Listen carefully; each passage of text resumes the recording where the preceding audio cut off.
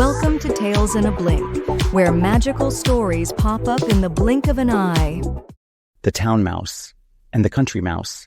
Once upon a time, in a cozy little burrow, under an old oak tree, there lived a kind and humble country mouse named Milo, the mouse. Milo, the mouse, loved his simple life. Every morning he would wake up to the sound of chirping birds, stretch his paws and gather food from the fields, crunchy grains, juicy berries, and the occasional crumb of bread from a nearby farmhouse. Milo was content. He had fresh air, open skies, and the gentle peace of the countryside. One sunny morning, as Milo was nibbling on a piece of apple, he heard a knock at his door.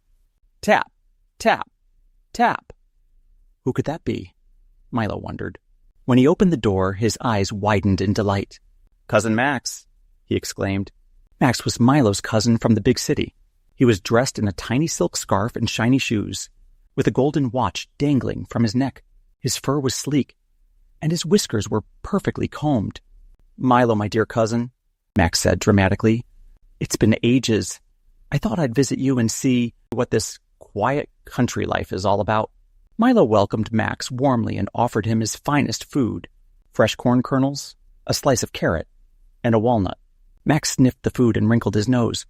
"Is this it?" he asked. "Don't you have cheese souffle or olive oil crackers?" Milo laughed. "We don't have fancy things here, Max, but everything is fresh and safe." Max nibbled a bit, then sighed. "Cousin, you must come to the city with me. I'll show you how mice live in style." At first, Milo was unsure. He loved his peaceful home, but he was curious. He had never seen the city, and Max made it sound like a dream. So the next morning, Milo packed his bag, and off they went. The city was unlike anything Milo had ever seen. Tall buildings stretched into the sky, horns honked, and lights blinked in every direction. Max led him through narrow paths and dark tunnels until they reached a grand house with polished floors and shiny furniture. "This is where I live," Max said proudly. "A mansion owned by a wealthy family. They throw parties every weekend." That night, Max took Milo to the dining hall. The table was filled with leftover delicacies, pieces of cake, soft cheese, pastries, and roasted nuts. Milo's eyes sparkled. "All this food?" he gasped. "Yes." Max grinned. "This is how we eat in the city." Just as Milo took a bite of a cheese tart, he heard a loud bang. The floor trembled, and a shadow loomed overhead. "A cat!" Max squeaked. Both mice darted under a cabinet, their hearts pounding. The cat prowled slowly, sniffing, its sharp claws clicking on the floor. Milo trembled. "Is it safe to come out?"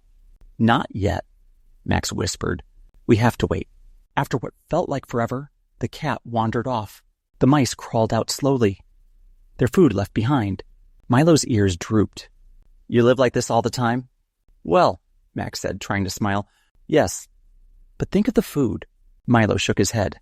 "The food is nice, but what's the use if I have to run for my life every meal?" Max shrugged. "It's the price of luxury." That night, Milo couldn't sleep. The sounds of the city were loud. Cars honking, dogs barking, doors slamming. Every time he closed his eyes, he imagined the cat's claws swiping at him. Early the next morning, Milo packed his bag. "Where are you going?" Max asked. "Home," Milo said quietly. "I'd rather eat barley and be safe than eat cake and live in fear." Max didn't argue. He gave Milo a hug and waved goodbye. Back in the countryside, the birds sang. The breeze was soft, and the sky was blue. Milo breathed deeply, feeling the calm of home. He picked some wild strawberries, sat under a tree, and smiled. It wasn't grand. It wasn't fancy. But it was peaceful. And to Milo, peace was worth more than gold. Moral of the story: a simple life in peace is better than a rich life in fear.